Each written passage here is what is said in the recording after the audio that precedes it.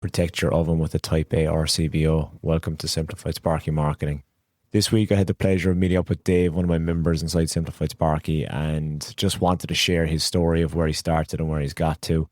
If you want to just watch us sitting at a table having a chat, the full video is also on YouTube, linked underneath. And if you're in a position similar to Dave's and you feel like I could help you a little bit along your journey, all the stuff you need to get me is linked underneath in the bio. Enjoy. How do you pronounce your second name? Brearley. Brearley. Yeah. Brearley. Okay, cool. I'm here with Dave Brearley. Fuck me. Really? Yeah. I'm here with Dave Brearley from Haven Electrical. Dave, excellent to have you here. Good to be here.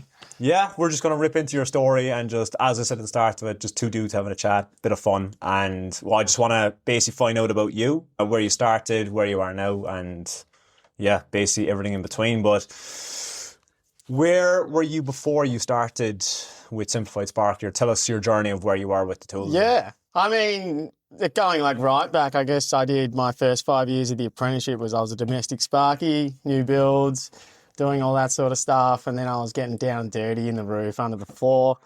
Then I travelled for a bit and then I did commercial.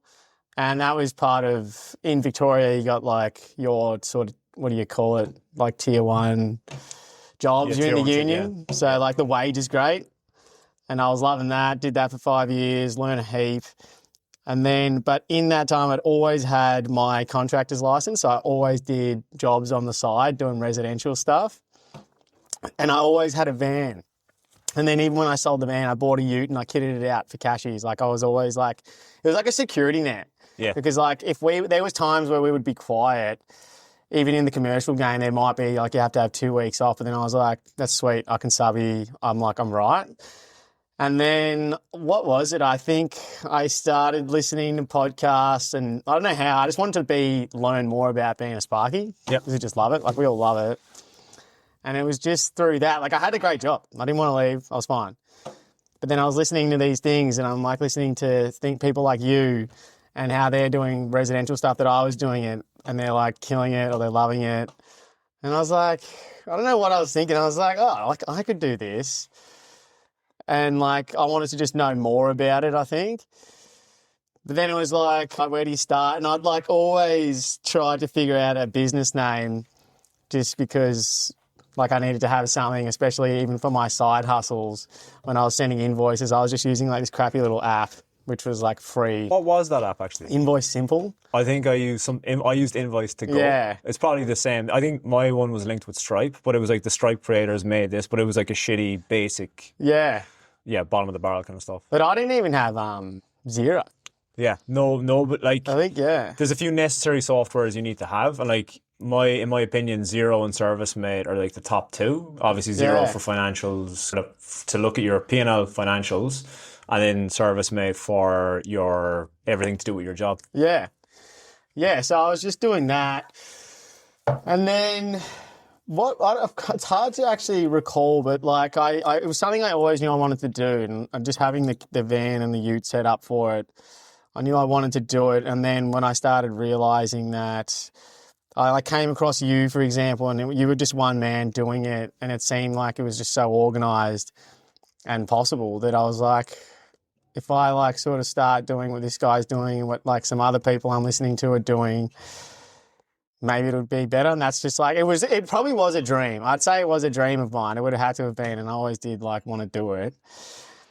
And then, so I was on a job. The job was kind of work. I think our company we were low on work, but then our boss had a good relationship with other companies. So he would just loan us out to them. So we would be fine. And there was no worries. Yeah. And I think also looking back, me and my missus were talking about it. She was sort of just thinking she could see that I was tired because it was like you're getting up at 5:30, you're leaving, you get home at 5, you do Saturdays, and you love Saturdays. You want the Saturdays for the double time. You do as minimal as possible for the most amount of money. Yeah. So like you kind of crave all that. And like, I don't know, it's like the money's great, but it's still never enough somehow. Yeah. I don't know what it is. But I think as well with that is like, it's definitely a comfort zone of like you're getting wages and what the shit thing is like, and something I emphasize to all members that I work with is I don't want you working Saturdays. I don't like ideally not working Saturdays, or like having your Christmas off, having your breaks off, and like that's something I spoke. And it was actually you in particular about Christmas, and you're like, "Fuck, I'm working over Christmas." But I'm just too keen. But I'm just like that. I appreciate that at your early stage of starting business, because that's hunger, and I love that. I think you're keen and you're hungry, because like when the rest of the people are off during Christmas, you're sweeping in, taking their clients. So I think like that again is another system in itself to be organised, that you prevent that and you can take your holidays off and stuff. Yeah. If you do want to work those, but like every weekend should be spent with your friends, family, all kids, whatever. But it should be, the work should be done during the week, and then have your weekends off to do your thing. Yeah. Yeah, exactly right. I think even thinking about it, me and my partner, we had bought a property, and we was just constantly thinking of ways that how can we increase like our own sort of situation. And for the next 10 years, it's like a thing. Everyone, you want to retire as early as possible. So we went down that path, getting a property, and we did it through a buyer's agent, which is essentially like a mentor. So that sort of was where I had my eyes opened up to paying someone to help me do something that they've done, and like paying the right person to get me there. So it started with that. And then with that, then I was thinking of ways to increase my own income. And starting a business, I knew it would be slow for the first bit, but I knew over time that would be better than what I was doing, even though what I was doing was great. Yeah. I was like, I still want more. Yeah. That's how it came about. I think as well, like everybody that starts their own business has like an entrepreneurial streak in them. Yeah. Going way back, even with myself, like I was ripping CDs and selling them in school, and I was like selling car parts and shit. Yeah. I was just looking back, I was like, there's always like an entrepreneurial side of me that I was just like itching, and then obviously came to Australia, served my time, as in got my visa, settled in with a company and that, but there was still that itch to be like, I can do this myself and make money as well. So that came back around, unearthed it. And like, I think people are wired in you, so to speak, as an electrician, that it's like you kind of see an opportunity, and then you have to, it's an itch that you want to scratch. 100%. It was definitely, and it was an itch. It was getting itchy. And then I was like, because of my age, if I don't do it now, now is the time to do it. And I'm not that old, 32, I don't know. But I feel like if I had started earlier, which I wish I did, I would have had so much more clients by now, and it would almost be easier. And then you get, with the mentoring and stuff, it would help heaps. Yeah. But then the best part, I didn't want to go into it without knowing what I was doing. And I could already see that I was paying for things twice. Yeah. Like I had a business name, Haven Power Solutions, which I was purely just thought was all right. I don't know why, it just sounded cool. But then as we spoke, like after signing up with you, we ended up changing that to Haven Electrical. Yeah. Because it's more direct to what I'm actually doing. It's vital. Like I actually had a guy message me on Instagram the other week, and I was like, who the fuck is this guy? It was all like total, I didn't recognise the company at all. And then what he had gone and done is he rebranded off the back of listening to that podcast. Yeah. And like, I don't work with that guy at all. He just literally was in the podcast, or he's a listener of the podcast. It hit home because it's such a small little thing. That's like what my mentorship is about, is the 1%ers that are going to get you to that 100%. And with the 1% of that is like, that's a friction point of like, if somebody sees Haven Electrical versus Haven Power Solutions, they know straight away you do electrical with the electrical. So it's so important in your messaging and stuff, which I get into a lot. But yeah, it's crazy important. Yeah, so as I was listening to you, you have a nice voice as well, I'll give you that. So it's got this nice Irish voice. I'm driving around like an hour commute to work and back, and it's easy listening. I think the short episodes are like you say, really digestible, easy. And it was really speaking to me because it's exactly what we do even though I work commercial, but I was doing residential as well. It was really just explaining that. What made you finally go like, fuck, I need to reach out to Alan? Like, what happened there? Yes. So because I started paying for things twice. So like I paid, you sign up the business name, and then I was like, I need to change that. I had gotten a logo, and then I didn't like it. So then I was Zero as well. Did you have to get were you a PTY, or you didn't even have Zero? No, I was a sole trader. Yeah, okay. Then I had to set up as a company, which was all good. Yeah. That was all good.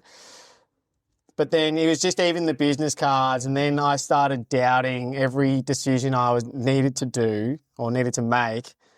I was second guessing if I was going to make it the right choice. Yeah. So it's like fear of failure within. Before I've even started, I'm like, oh, I need to do this, but am I going to do it right? Yeah. And then because I gathered from what you were saying, you run your own business, you're like doing exactly what I wanted to do. And being a one-man band was really appealing because that's how we all start. Yeah.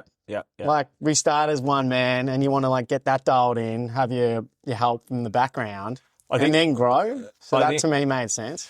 So with me as well, it's like we spoke about that before we got onto this podcast, but it's like I could plug staff members in, absolutely, but staff members are my kryptonite. It's my weakness is like Patience. I don't have the mental capacity and patience for staff. That's what made me nerd out so much on the back end and like learning all these things and systems and stuff that makes the business run smoothly. As I do the day-to-day or whatnot, that stuff is getting handled in the back end by admin. And that's like something that I see as like such a necessity to small businesses because, you know, you're underneath a house and the phone rings and you miss it and it's like, they'll call back or whatever. They won't. They're going to the next Sparky. And it's just like having those little 1%ers in place that will improve the business. Staff aren't for me, and like I'm a stickler with that. And this mentorship is like I'm building this business that it can run smoothly with me inside it, and I'm content with that. I don't want a big team of 50 people. And if somebody wants to add staff members to their electrical business, the thing is with Simplified Sparky is that's what we want to do is get the core processes in place that it's like, okay, cool, we're set, we're making money, plug a staff member in, Yeah, for sure. And you can go from there. Yeah, that's exactly the goal is like get it right on my own and then get people in. And I do want to have like a team of 3 to 4 at this stage. That's like the goal because the body can't do it forever. And I think actually we were talking right like, because my back was killing me. So I figured out now it's not sore as much anymore. And it was because of what I was doing in commercial because we're hauling like 300, 500 mil SDIs, like massive mains cables. I was on a job and we were lugging a 10-foot and a 12-foot ladder upstairs, downstairs. And that's what was breaking me. Awkward positions and stuff. I get that as well. If I'm doing like an oven or something, you don't lift it correctly. I'm just like 2 days later, or for the next 2 days, I'm like trying to click my back in and stuff like that. Yeah. I saw a chiro as well. He was really good. But the back's actually been better now. So I think it's maybe the job I had previously. So it was a good reason to get out of that too. There's health benefits. Yeah. Was there any stage where you were actually scared? So I recall it well. I was actually back in Ireland and you were like, fuck it, my notice handed in. I'm starting officially on my own next week. And I was like so excited for you. And what was the feelings like or what was going into that or like handing your notice? Like, was there fear? Were you like, fuck, it'll be sweet or what was going on? I think there is always that fear.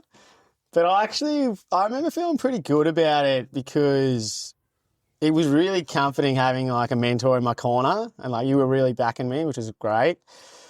And then I've never really been too worried and I'm still not worried about it just because I feel like just by doing everything that you're sort of saying to do, there's no reason it can't work out. Just do it. Everything will work. Everything you do in life is a risk and like everything you have to, like you literally have to jump off and take that risk because I keep reflecting and even about this mentorship and stuff. I have you to credit and there's like OGs, there's like 4 or 5 OGs that were hammering me to start this mentorship. Like when you're doing your thing. Oh yeah. And only for you guys pushing me, I'm like, fuck it, start the financial year, I'm going to do it. And I started with like 4 or 5 and now currently at 19 guys. And at that time I was like, no one's going to want this. But it's like every fucking person came out of the woodwork to be like, been listening to your podcast. I'm like, fuck, you listen to it too. But yeah, and it's like you have to take a leap. One of the biggest leaps I took was leaving Ireland for Australia to be like, I'll just give it a go for a year. It's like in a few months I'll be here 16 years that I'm just like everything miraculously worked out. It's like it's the effort you put in and work you put in.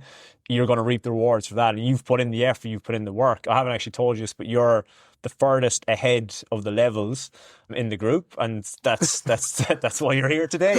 There you go. No, like it's actually just going back because listening to your podcast, you were speaking to me. I always kept making the same mistakes, or not the same mistakes, but I felt like I was making mistakes and paying for things twice, right? Poor man pays So that's twice. when I was like, I need this guy. This guy seems to be the one, just based on liking what you were sort of talking about.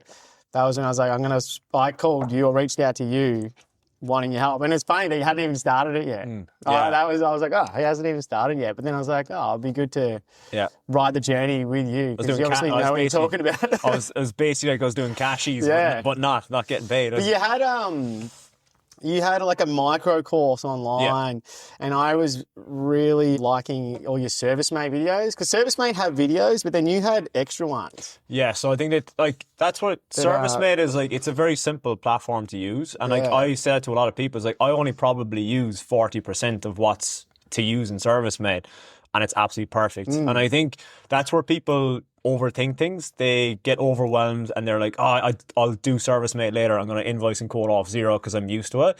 And that's completely the wrong way to do it, because that is where you lose money, you lose jobs, because you've got this shitty generic quote that comes off zero. And if you're quoting in somebody else that's doing the exact same thing, it's apples for apples and it just doesn't look professional. As I just keep mentioning, is proposals and bundles in ServiceMate is the way to go. Proposals are absolutely killing it at the moment of just using it correctly, but having the softwares dialed in like ServiceMate is absolutely vital. Yeah, and I'm not gonna lie, it was a lot. Like, so starting the mentorship with you whilst working full time, we were doing 10-hour days, and then you're getting your company set up. Like, I'm trying, let's go through everything you really got to do to get it started. You set up as a company, you got a logo, you got your business name. Yeah, you're looking at your ServiceMate, you got to learn how to use that. You got to then look at getting a website, you got to put all the info on that, you got to get the photos for the website. Yeah. What else is there? There's so much stuff that I was having to do. Like even just like building your bundles and stuff as well. And that's why I created the little GPT as well. It's going to speed that up for you as well. But like, that's the thing is like you get these people that are going to promise you this work coming out of the walls, and it's like all this work can come out of the walls, but unless you put these little things into place from the get-go and you know the exact kind of work you want to do, it's like it's pointless, because like you'll start quoting stuff and you'll not even know how to quote it because you'll be going out of your area of expertise, or you'll not go down the right niche. And you'll be like, I presume there's money to be made in this.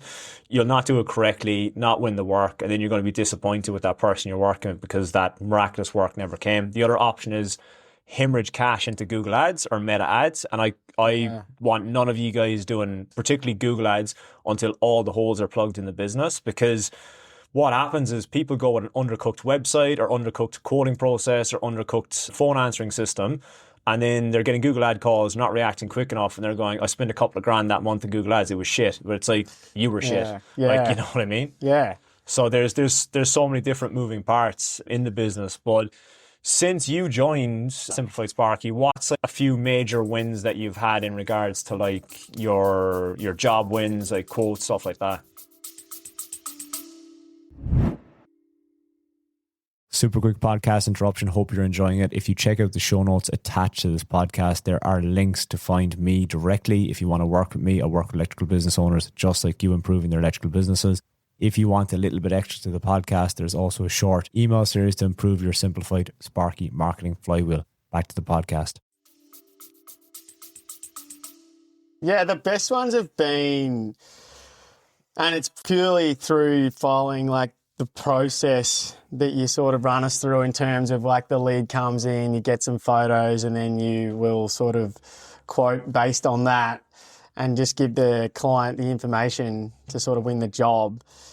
And there's a lot of other little tricks and stuff that I won't give away, but they really like stand out and they will comment on that, what you've done. So some of the jobs, like it's always the switchboards are great. Like I've got one coming up and I'll be making, I feel like a wanker saying it, eh? Like if I'm going to be making grand for a day, right? That's great. Yeah. That's awesome. I'm stoked. So that's a big win. I want to touch on that point as well. It's a phrase that's used a lot out there of like making so much per day or whatever. But it's like some people will be of the minimalistic mindset and they'll be like, oh, you can't make that much money in a day. You're ripping people off and stuff. And like I'm all of my sales and stuff like that I teach, like I like to call it ethical sales, which is basically it's educational based and it's ethical based. Whereas like I'm not the kind of guy that's going to hold a gun to someone's head and say your house is going to burn down. You know, you need to do your switchboard or whatever. And you're actually doing the client a favor as well. And like we spoke before we got on camera, that's the smoke alarm that's expired by a year up there. And we've come up with a strategy. We're not going to name where we are in Melbourne because you're going to hit it, but we actually spoke about a strategy before we got on this call. I've pinpointed the smoke alarm, dodgy LED plug-in globes. The switchboard isn't to date. There's no RCBOs. There's the master RCBO is overloaded with more than 3 circuits. The oven is unprotected at the moment as well, and they're not Type A breakers. Master, so we've come up with a strategy that we're going. I'd say we'll let it sit for a day or two, but we've planted the seed, and we're going to come back around. And this could be $100,000, $200,000 job. Yeah, we'll see. It's on camera now, so we get a bit of a kickback on that. No, joking, but yeah, that's something as well that like in your position as well, you at the moment are like, you just started your business. You kind of had a wave of work when you start, because obviously you had like people that knew you were doing a Pilates studio. Yeah, as a build up, yeah. And then what you've got is like right now you're probably hitting like a quieter patch of work. And I think why I really wanted to speak about this is everybody covers this stuff over of like, you know, you sign up with me and you'll get consistent work and blah, blah, blah. You'll get consistent work when you put the effort in. And that's why last week on the live session, we did like the very first part of like finding work.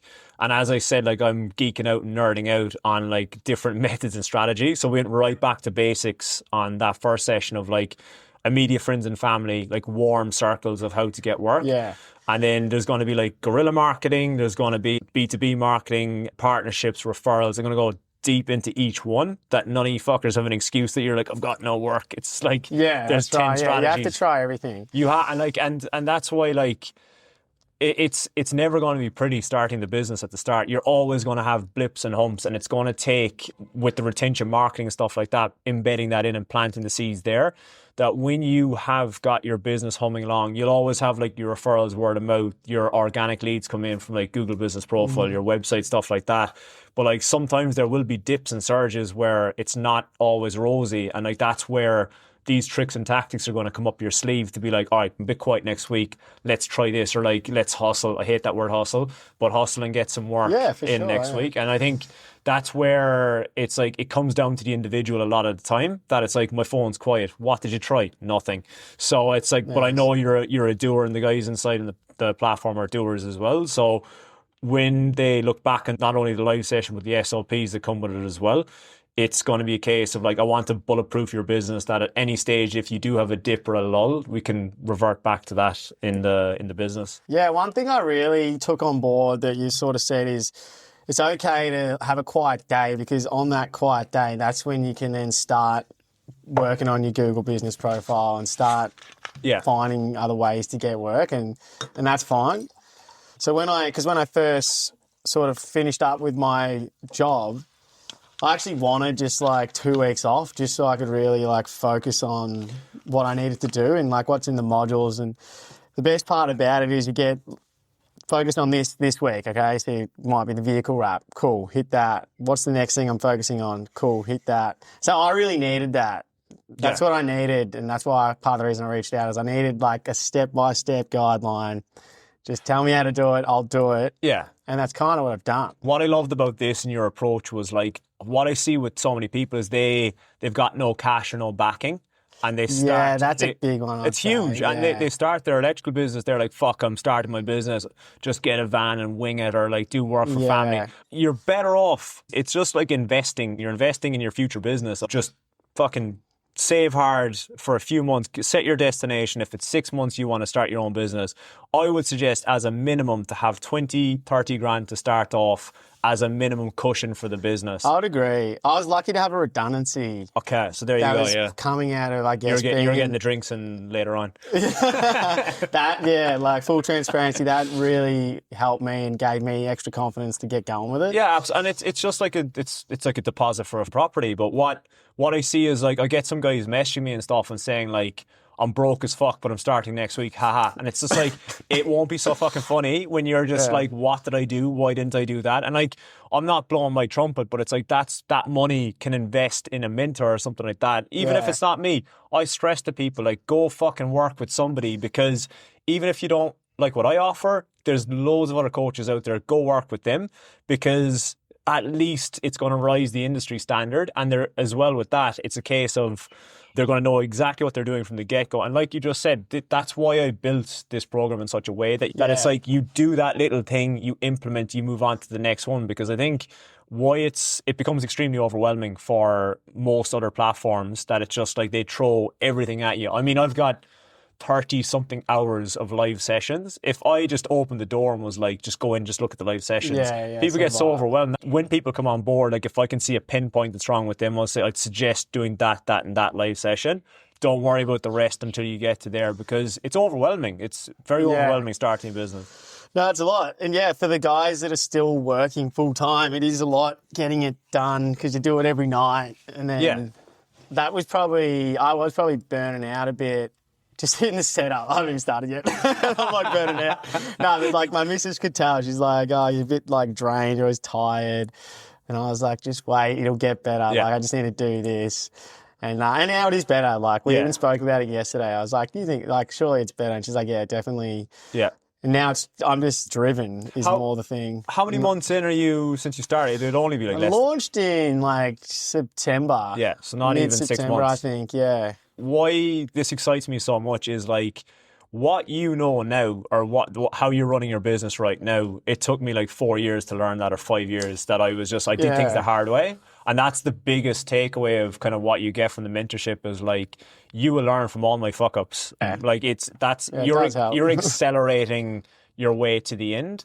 And like, even as a side note, like last week or 2 weeks ago, we're on a live session, and basically we were going through Zapier, and we hit test on one of the triggers, which if you're using Zapier, it will actually trigger to an existing client. And I did that live in the call. So I like literally fucking did a typo and just sent it and said it and then sent it, and it sent to old Jeff. And I had to email him after session saying like, sorry about that or whatever. But I was like, I'm fucking so glad that happened on the session, because it's such a valuable lesson. And when doing that as well, Sam's like, yeah, I was doing that like when I was setting mine up, and then it like he got like some clients going like, stop sending me that message, because he was testing. But what you have to realize is that it triggers back to whatever it's tied into, which was their old client's email address. So but that's what happens, is like, I'm glad to fuck up, and you can learn from it. Like, because at the end of the day, you're James Bond and I'm Q. I'm just the guy that gives you the gizmos and gives you the shit. I'm just the dweeby guy in the basement. You're out there getting money, doing your thing with your electrical business. Yeah, that's sort of what stood out a lot, is you have your VA and the way you have it running, and the way you like have your Zapier and all that set up. That sort of stuff is what I need and want to know more about, and wanted to know more about. I think a lot of Sparkies, that's intriguing, that sort of thing. It's like, oh, you can just like automate all these things. Yeah.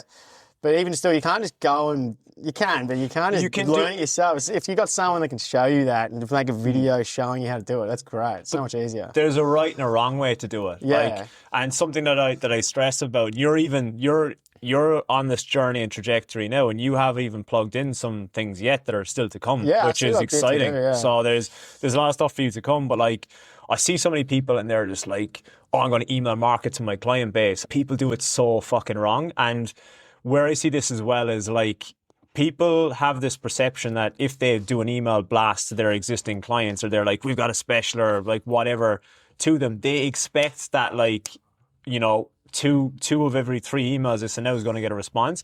But what actually happens is you may get no responses from 1,000 people, and you're like, fuck, is that broken? But what we want to do and achieve is just knock on the door and say, hey, it's Dave, just telling you about this, value bomb, see you later. Yeah. And that's what we will be embedding into your business, because you're not even at that stage yet. You're just knocking on the door now. But it's like, when that is all in place, your retention marketing system is built in. And that's where people just are like, oh, I'm a Sparky, I'll send them details about the latest ceiling fan, or we got a ceiling fan special. Like, I know if I was getting, let's say for instance, hypothetically, if you got an email from a gardener, and a gardener, like you had a gardener or whatever, he does work in your house, he emails you and he says like, check out this new soil that I've got. You'd be like, unsubscribe, delete, piss off. Like, and that's where Sparkies go wrong, is like, we as electricians think as electricians. That's why on Instagram and stuff, if you're scrolling along and you see a PowerPoint or a smoke alarm or a switchboard, and you're you hit the anchors and you're just like, what's this about, like, or whatever. Depending on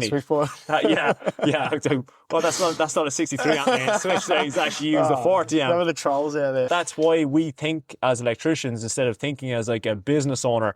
Circling right back to like your niche and target market of my fundamentals is like, that's why you literally have to get inside the head of the client, so you know their problem more than they do, that you can get to it before them. And like even little things on the email marketing of just giving them value bombs, I'm not going to mention on this, but things that you can do, and it tweaks interest and it shows your authority as well, that they're just like, it mightn't be today, it mightn't be tomorrow, it mightn't be 3 months time, but it might be they're having a coffee with their friend. What's going to happen is their friend might go looking at getting a Sparky to do some work and don't know anybody, or we want to get some ceiling fans installed. Because you've been top of mind, they'll be like, I've got a great Sparky for you.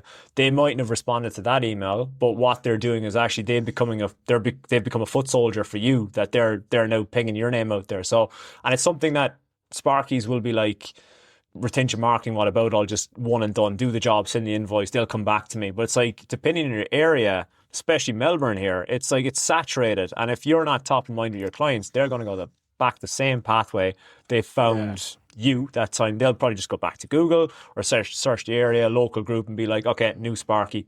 Away you go.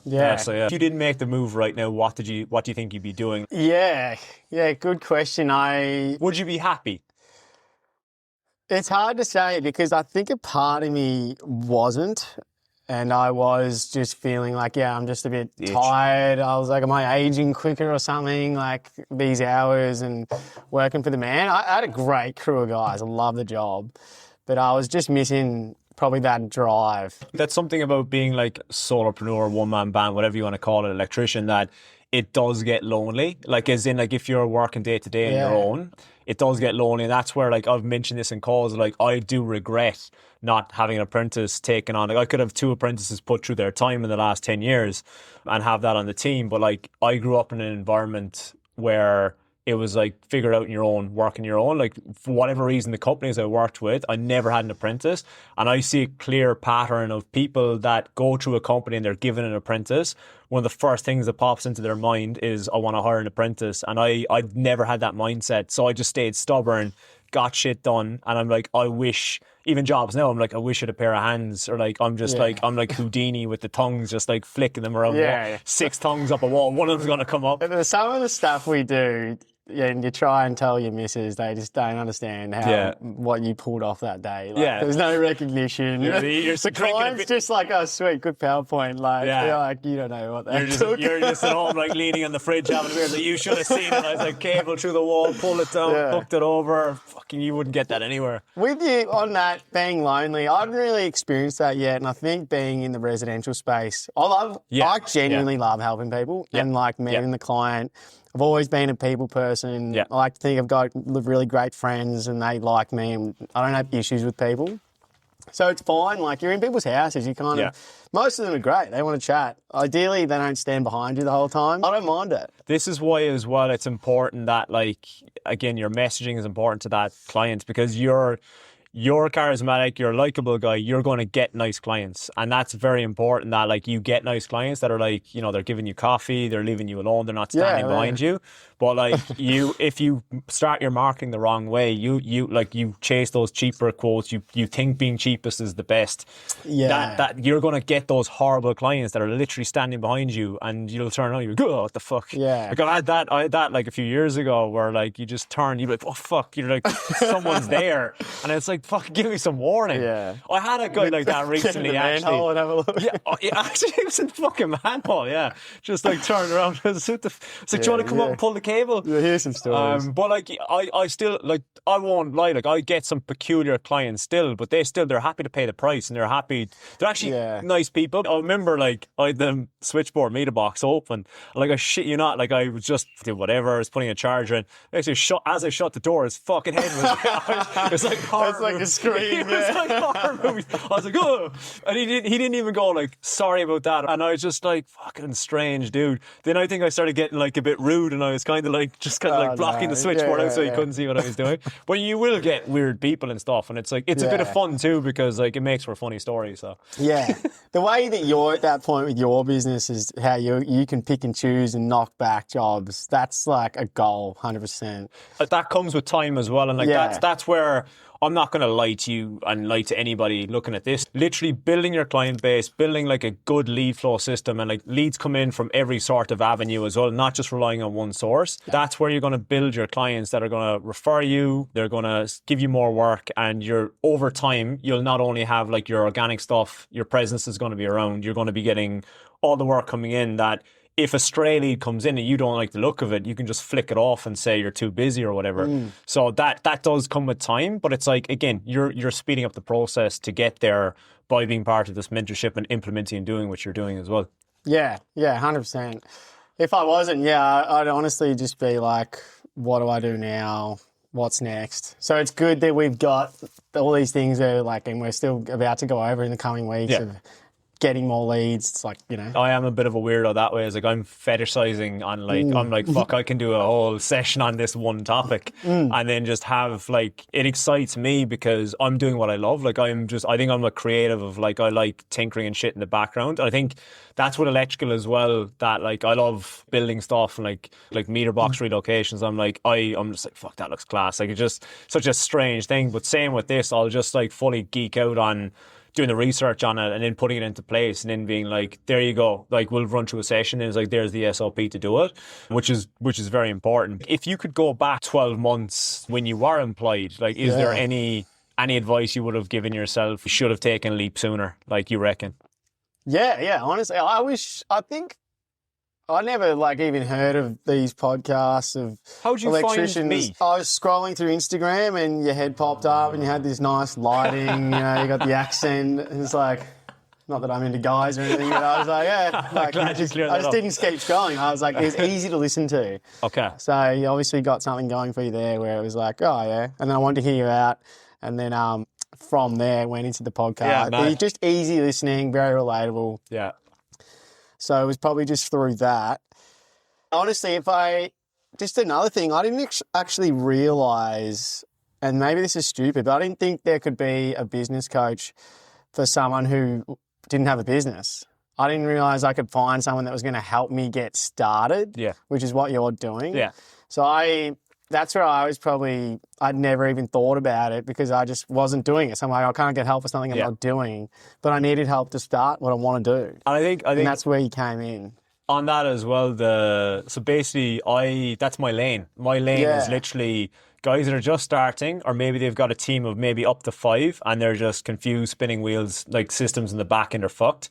Like that's my lane. And like what you'll find with other coaches is they'll take anybody with a pulse, they can come into their platform and be like, fuck, we'll help you out. But it's like, I know where my limit is. If somebody comes to me and they're too advanced, I'm like, you're not a good fit. And I'm being like a bit of a picky fucker. Yeah. And like, I just want people that are driven inside Simplified Sparky, like yourself, of people that will do the work. Yeah. Because if you don't do the work, you're going to get nothing out. It's like me being a PT. You come to the gym and I've got you doing on the barbell. And next thing I turn my back and you're like 1, 2, and you're not actually doing the reps. It's the same thing. If you don't put the reps inside Simplified Sparky, you're not going to progress. And that's why you are where you are right now. And it's only going to get better from there as well.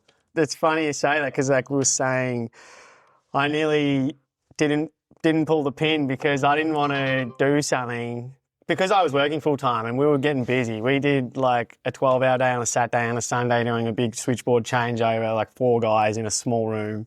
So I was flat out. And I didn't want to then commit to the course if I couldn't actually do it. So I was umming and ahhing about maybe starting later. But then, and I'm glad you did, just sort of push me over the line because starting it was just going to help me. But it wasn't, as when you say push you over the line, it wasn't in a salesy way. Not like, at all. It was more like I literally kicked you up the ass to be like, the fuck are you doing? Yeah, I probably always knew I could do it, and I would tell myself, I can do it. But just having that extra person sort of being like, I'll get you there. Yeah. And now's probably, I'm lucky that I started early, not to say that it's never too late. Yeah. But it's the good thing with you is that it's very hands-on. With like the website, like I had a crap website. Yeah. We went back and forth like 5 to 10 times, voice memos, change this. But you built it for me. when you and we spoke with this over coffee just before he got on, is like you came to me with like a prototype of the first website, and it was dog shit, and it looked like something from 1997. Said I paid for that. I paid. So I kept paying for things twice. Yeah, and I think you had that developer lined up before kind of I got my hands on you. Yeah. And most coaches and platforms would be like so saturated, they'd just be like, website looks sick, man, just go with that, it looks sweet, just put the website out there. But I'm like, nah, change this, that looks shit, move this. And now, like, as I said to you, and as I said to like a few members, your business now looks like it's been established in Melbourne with 10 years. It's just like 10 years plus, because you look professional, which is like something I'm obsessed about, is the authority that you provide when you're doing your quotes, when you're doing your invoices, stuff like that, that people look at you as if you've been around the traps, and like with confidence and stuff like that. Because when your website and stuff looks the part, because people think that like just do this and you get work. It's like, no, people background check you. Like, I honestly never thought a website mattered. It's huge. And I was probably stuck in that. It's word of mouth. Everyone says word of mouth, mate. Word of mouth. It's the fucking old schoolers that don't need the work. Okay, like, yeah, it's save like money on marketing. And it's necessary. That's what like annoys the crap out of me, is there's old schoolers on the Facebook groups and forums that are like, they're like late I've read 60s, all that stuff. and they're like, nah, mate, don't need a website, never needed it, just do a good job, word of mouth. Yeah, don't put sign writing on your vehicle, because then people call you and it's annoying. Oh no! Like, and it's not for a job. I'm like, but I already had a few jobs out of it. See, this is it, and like there's a different type of mentality. So if you're purely stuck in the commercial space, like if you're like full-time commercial, you're doing commercial maintenance, I would say vehicle sign writing isn't a big thing. Like, it's like you could just put your little logo on it, put like your company name or whatever, keep it really subtle, keep it quiet. But if you're doing residential service and maintenance, your mums and dads, all your ideal clients are fucking driving behind you, they're driving next to you, they're seeing you parked in the street, and when your messaging is correct and it speaks to them, you're going to get leads as you're experiencing. The opinions you see online are so like opposite at times, and it's like, it's usually somebody that's like on the brink of retirement that's got loads of time in their hands on Facebook that are like, yeah, mate, just do a good job. So proud about never spending a cent on marketing. I've never had to spend a cent. You were around before the internet.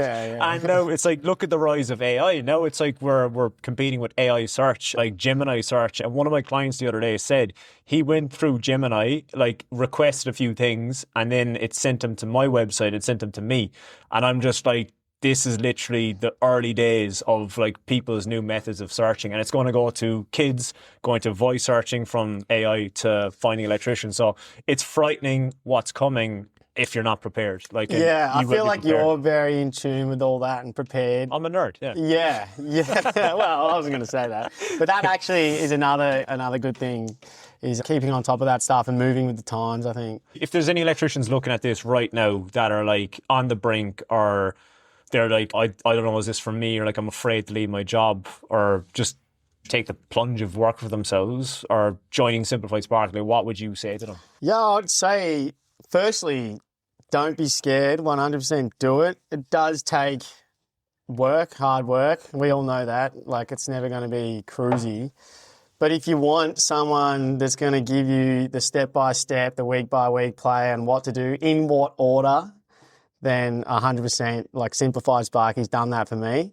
So, yeah, I've said it to you heaps of times. I'm so appreciative of where you've got me, and I do thank you heaps for it. So, well, it takes like, you can be a coach and have a shit team, but I've got a fucking sick team with me at the moment. Then it helps that you actually do the work, and that's why you've gotten to where you've gotten. But it's not as hard as you think when you start doing it. That's why you just got to sit down and do it. That's why it's just like, it's implemented in small steps, where it's like you start there and you just put in the work, and then you move forward from there. And I think like that's something I've seen as an electrician of like the overwhelm is real. Somebody that's listening to this and what I just mentioned about AI and stuff, like that'll probably blow their fucking mind and be like, oh God, what's this thing that's coming? And it's like, that's why I'm here. It's like, I will nerd out in that and let you know before the apocalypse of AI is going to come.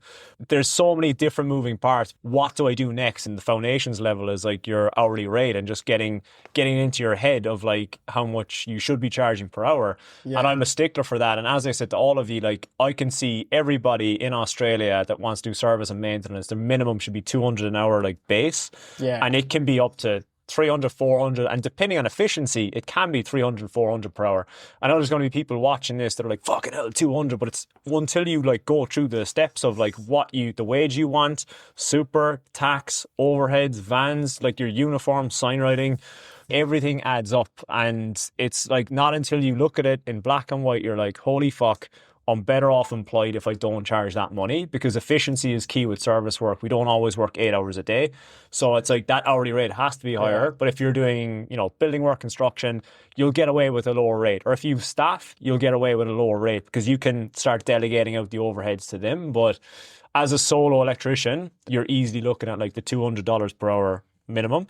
And look, it's up to you what you want to charge, but that's what I put out there. Yeah, and it's all done. It's flat rate pricing, isn't it? Yeah. You're not walking in somewhere about, hey, it's $200 an hour to have me here. So yeah, fixed pricing is key, and that's something that we teach inside with bundles as well.